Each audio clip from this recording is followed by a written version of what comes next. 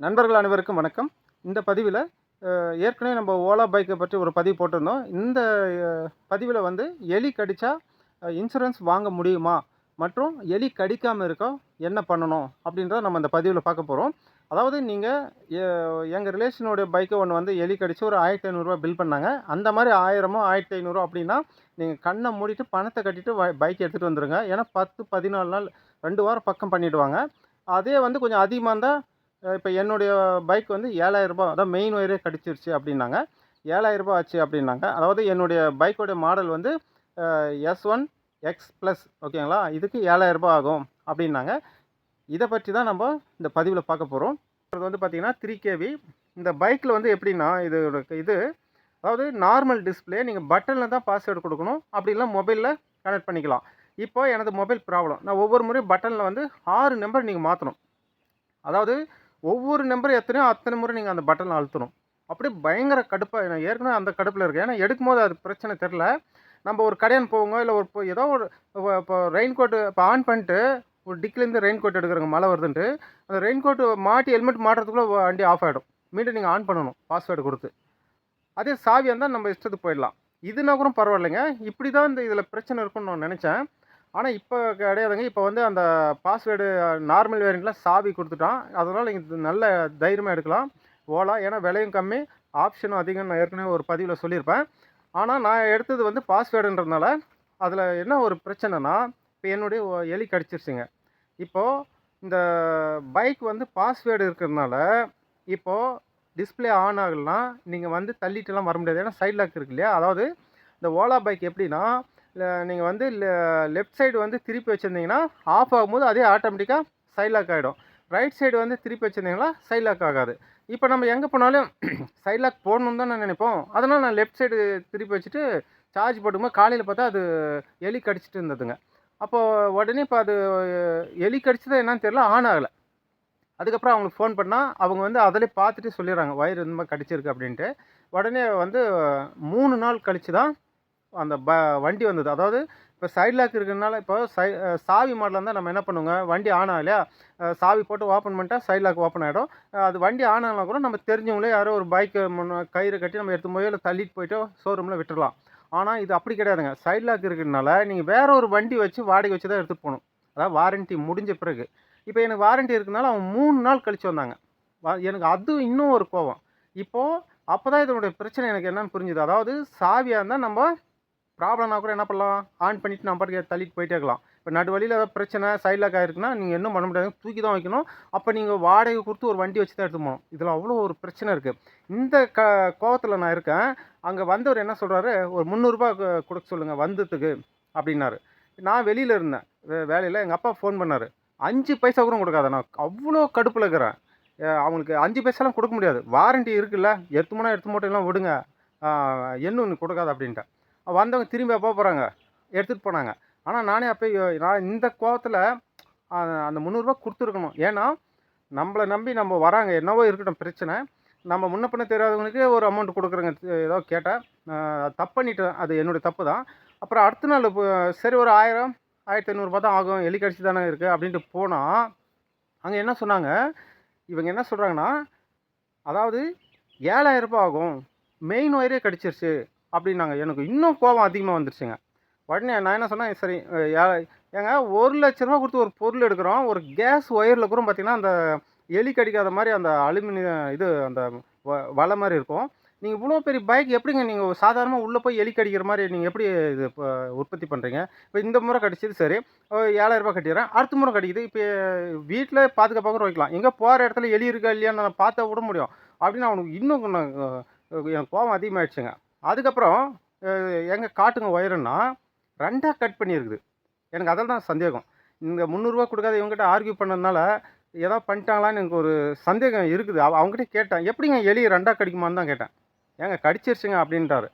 உங்களுக்கு ஏதாவது அந்த மாரி 2ஆ கடிக்கும்னா கமெண்ட் பண்ணுங்க. ஏன்னா, ஒரு மெயின் ஒயரு அது உள்ள கண்டிப்பா காப்பரு, இரும்பு சம்மந்தப்பட்ட அதாவது காப்பரோ அந்த மாரி பொருள் தான் இருக்கும். அது எலி 2ஆ கட் பண்ணுமா?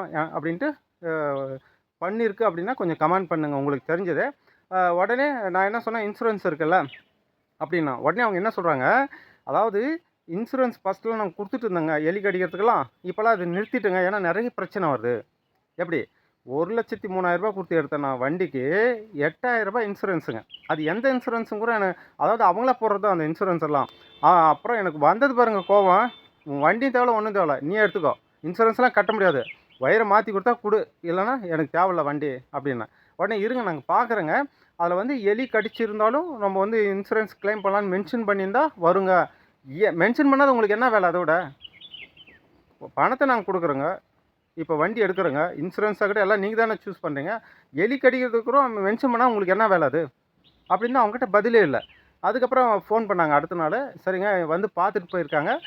இந்த மாதிரி கிளைம் ஆகும். இருந்தாலும் நீங்கள் ஃபஸ்ட்டு பணத்தை கட்டிடுங்க.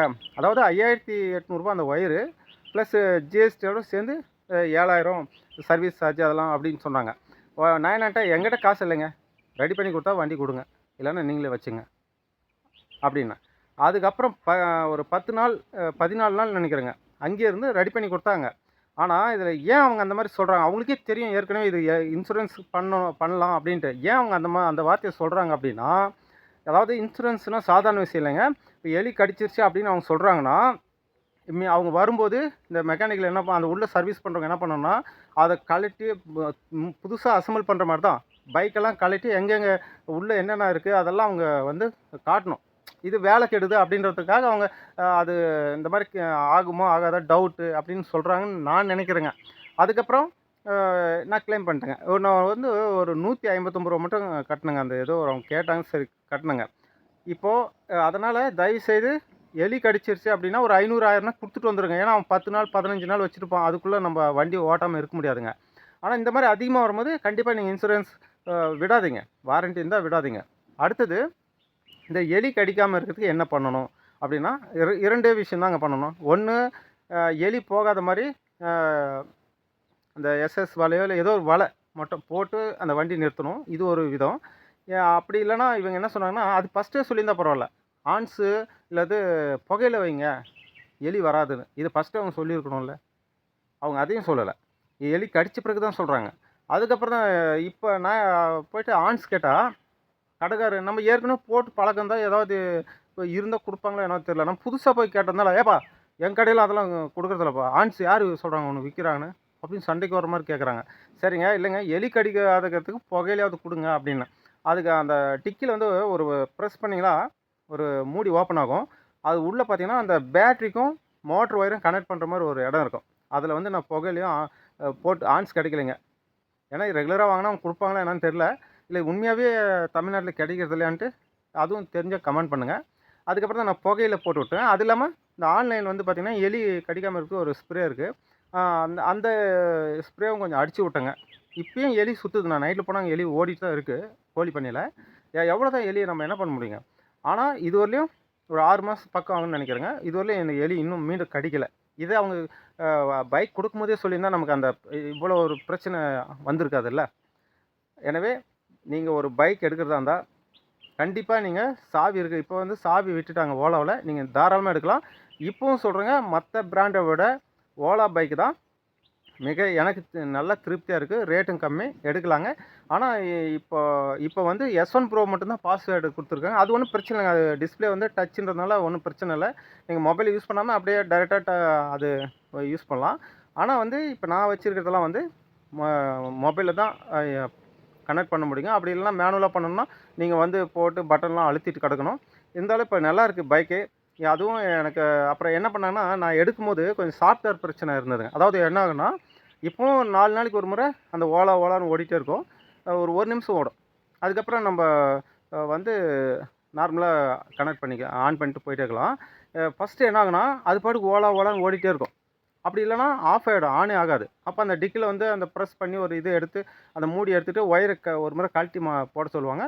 அப்போ உடனே அது ஆன் ஆகிடும். இப்போ இந்த பிரச்சனை இருக்குது. இதையும் அவங்க சொல்லலை. பைக் அவங்க சேல் பண்ணும்போது இந்த மாதிரி சில விஷயம் நுணுக்கெல்லாம் சொல்லணும்ல. ஃபோன் பண்ண பின்னாடி சொல்கிறாங்க. எப்படி தெரியுங்களா அந்த கண்டிஷன் எனக்கு? அதாவது நான் வேலையில் இருந்துட்டு 10:30 மணிக்கு வீட்டுக்கு போகலான்னு வரேன். 2வது நாளோ 3வது நாளோ பைக் ஆன் ஆகலை கம்பெனியில். அந்நேரத்துக்கு எந்த பஸ்ஸும் கிடையாது.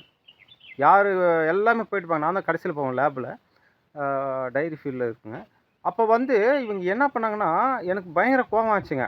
அப்புறமேட்டு அந்நேரத்துக்கு காவேரி பண்ண வரைக்கும் 3 கிலோமீட்டர் நடந்து போனால் அந்த நாய் தொந்தரவும் பெரிய தொந்தரவாக இருக்குது. அதுக்கப்புறம் எங்கள் தெரிஞ்சவங்க ஒருத்தர் ஃபோன் பண்ணி எங்கள் அப்பாவுக்கு ஃபோன் அன்றைக்கி எடுக்கலை. சரின்ட்டு வேற ஒருத்தர் தெரிஞ்சவங்க மூலம் போயிட்டு மழை வேறு தூட்டியாக இருக்குது. அதுக்கு மேலே நான் ஒரு 3 கிலோமீட்டர் நைட்டில் நடந்தே போனேங்க. எனக்கு அதெல்லாம் பயம் இல்லை. அந்த நாய் பிரச்சனை தான் பெரிய பிரச்சனைங்க. அது இந்த மாதிரி ஒரு பிரச்சனை ஆச்சுங்களா, இதை ஃபோன் பண்ணி சொன்னதும் சரிங்க நாங்கள் சாஃப்ட்வேர் அது ப்ராப்ளம் அப்டேட் பண்ணி விட்றோங்க அப்படின்ட்டாங்க. இப்போ இவங்க அப்டேட் பண்ணுறவங்க நமக்கு இன்ஃபார்ம் பண்ணல முறையா. இவங்க என்ன நினச்சிட்டுக்கிறாங்க, சாயந்தரம் ஆனால் எல்லாம் வீட்டுக்கு போய் சேர்ந்துருவாங்க அப்படின்னு இவங்க நினச்சிட்டுக்கிறாங்க. ஒரு 2-3 நாள் கழித்து என்ன பண்ணாங்க, அப்போ தான் வந்து அவங்க என்ன சொன்னாங்கன்னா, அடுத்த நாள் காலையில் நான் ஃபோன் பண்ணி கேட்கும்போது, இந்த மாதிரி அந்த டிக்கியில் வந்து மூடி ப்ரெஸ் பண்ணுங்க, அந்த மூடி ஓப்பன் ஆகும். அப்போ வந்து அந்த ஒயர் கழட்டி மாட்டிங்கன்னா ஆன் ஆகிடுன்னாங்க. இதை அவங்க ஃபஸ்ட்டே சொல்லியிருந்தா அன்றைக்கி நைட் நான் பாட்டுக்கு கழட்டி மாட்டிட்டு போயிருப்பேன்ல. ஏன்னா இப்போ நமக்கு புதுசாக எடுக்கிறவங்க நமக்கு எப்படிங்க தெரியும் இதெல்லாம்? அவங்க தான் சொல்லியிருக்கணும். சரின்ட்டு அதுக்கப்புறம் என்ன ஆச்சுன்னா, நைட்டு ஒரு 10:30 மணிக்கு போயிட்டே இருக்கும்போது கரெக்டாக ஒரு பாதி வழியில் பென்னேஸ்வரனோட பக்கம் போகும்போது என்ன ஆச்சுன்னா, அப்படியே பைக் ஆஃப் ஆயிடுச்சுங்க. ரன்னிங்கில் அப்படியே ஆஃப் ஆயிடுச்சு. அப்புறமேட்டு கொஞ்ச நேரம் விட்டு அந்த மீண்டும் வந்து ஆன் ஆச்சு. அப்புறம் அடுத்த நாள் அப்போ அந்த ஒரு 1/4 மணி நேரங்க, ஒரு 20 நிமிஷம் இருக்குன்னு நினைக்கிறேங்க. அப்புறம் ஆஃப் ஆகிட்டு மீண்டும் அது கொஞ்ச நேரம் அந்த ஓலன்னு ஓடிட்டு இருந்து அப்புறம் அந்த இன்ஸ்டாலேஷன் ஏதோ ஒன்று வந்துச்சுங்க. அது வந்த பிறகு அப்புறம் ஆன் ஆச்சு. அடுத்த நாள் கேட்டால் அது சாஃப்ட்வேர் அப்டேட் பண்ணுறதுங்க. அது கம்பெனி ஏதாவது ப்ராப்ளம் அவங்களே அப்டேட் அதே ஆட்டோமேட்டிக்காக அப்டேட் பண்ணும் அப்படின்னாங்க. அது வரைக்கும் நம்ம என்ன நடு தெருவில் நின்று முடியும் நைட்டில் அப்படின்ட்டு அவங்ககிட்ட பண்ணேங்க. ஆனால் இப்போ வந்து எந்த பிரச்சனையும் இல்லை, நல்லா ஓடிட்டு இருக்கு. நன்றி.